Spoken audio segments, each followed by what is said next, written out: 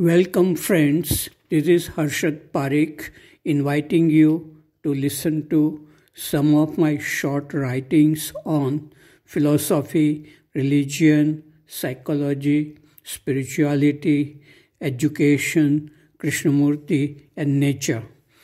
I hope you have a good listening.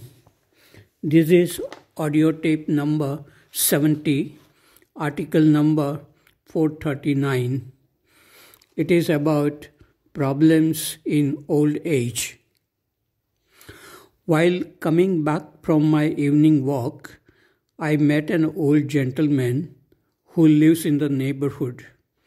He was going to a temple and he needed my company. I enjoy walking alone, but I did not mind walking with him. After looking at the images of gods and goddesses in the temple, we sat on a bench near the temple. He said that he came to this temple just to pass time. It was very difficult for him to pass time in the house.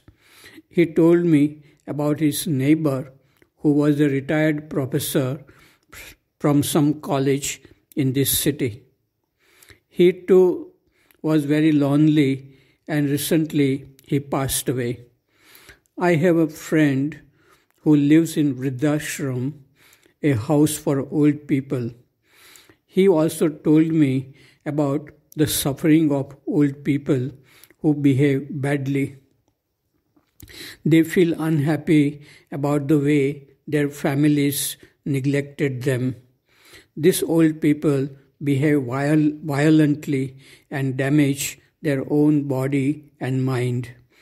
This is why it is so important to learn how to live peacefully and happily when we are young. Article number 440. It is about belief in a goddess. They wasted 500,000 kg of pure ghee in a temple in Gujarat. 1 million people visited the temple in a single day to worship a goddess. The blind belief is very much alive in 21st century India. Article number 441. It is about looking at the source of suffering. One old student of Rishi has asked some interesting questions. She asks, why is it good to understand the world with all its suffering at a younger age? Why is Krishnaji giving importance to understand the philosophy of life in its wholeness?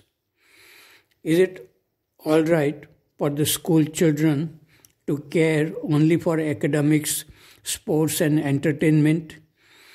When I look at all this suffering which is around me, it is painful. How can one enjoy the wonders of life if one is aware of all this suffering? My answer is, these are very good questions. Suffering exists even at young age in children. It exists in Rishi and in villages around Rishi. It exists in all human beings when they get angry and feel hurt. It exists when a person is afraid to be lonely. It exists when a person feels tense due to conflicts in relationship. It exists when a person is bored and tired. Most people suffer, but they do not ask questions about this kind of suffering. They do not ask, why do we suffer? How does it come into existence? Is it really possible to be free from this suffering? After asking such questions, one has to be attentive when suffering arises.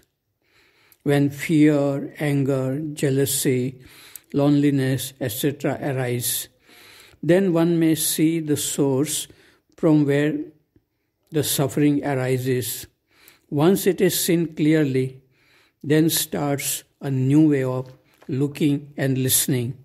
Then one may see the wonders of life in simple things like seeing a child smiling, a flower blooming, lakes sparkling in sunlight, in mountains snow white, in a bird's effortless flight, and in Buddha's clear insight. Life has great beauty, but we cannot feel it if our mind is occupied with fear and worries. Article number 442. It is about an assembly in Rishi Valley. These days, I am in my hometown and I have time to go through some of my old diaries. I picked up one old diary randomly. I like to share what I wrote on December 31st, 1996. This morning, I spoke in the assembly. Words came naturally and eloquently. I said, birds sing and express themselves. Trees put on flowers and express themselves. Behind the dining hall, there is a tree full of flowers. Human beings also like to express themselves. I like to express too, and I am happy to get this opportunity. But what I like to express is very difficult. It is a non-verbal thing. But I will try to express through words what I feel. During the Black Theatre program, in the interval, some girls opened the brains of several teachers. They opened my brain too. They found it empty, nothing. They are correct in their perception. I am not a brainy person at all. But instead of opening my brain, if they had opened my heart, they would have found incredible treasure. Well, this treasure exists in all human beings, but people do not feel it because the treasure is surrounded by snakes, jealousy, fear, desire, anger, attachments. To feel the treasure, one has to tame these snakes. Philosophy and religion are meant for this. Once you feel this treasure, all outward treasure does not attract you anymore.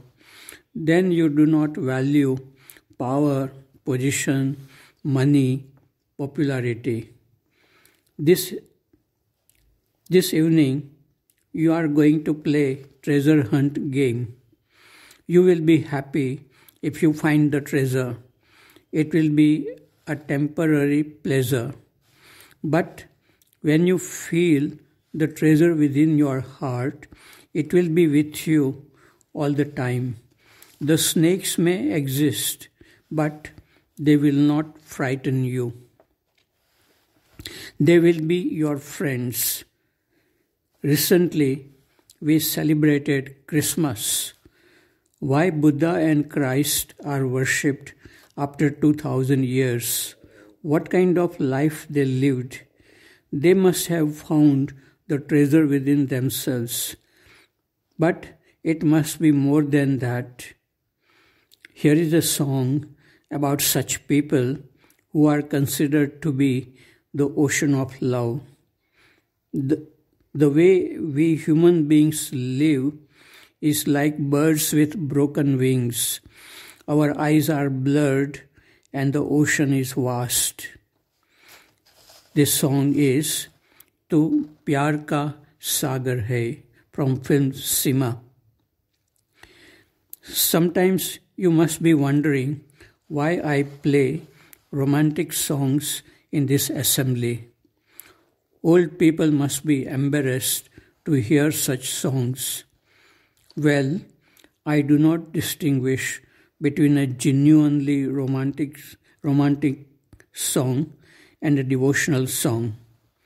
Love for God is good, and love for a human being can be true and beautiful. I experienced such love. I was never attached to anybody, even in my family. But once I got tremendously attached to someone. In this relationship, I experienced all kinds of emotions: jealousy, fear, loneliness, anger.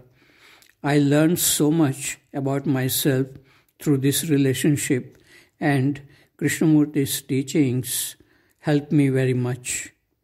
Love in relationship is a purifying process which reveals the ways of the self.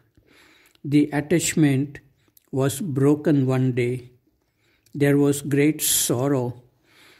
One day there was a vision, a dream. God was smiling and saying to himself, "The days of attachment are over for this man. He will never be attached to anyone again.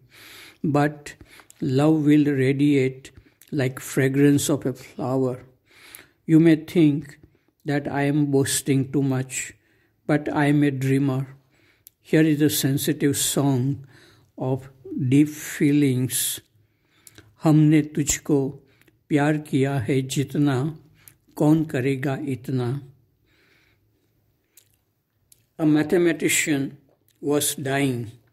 His friends and relatives surrounded him. He was unconscious.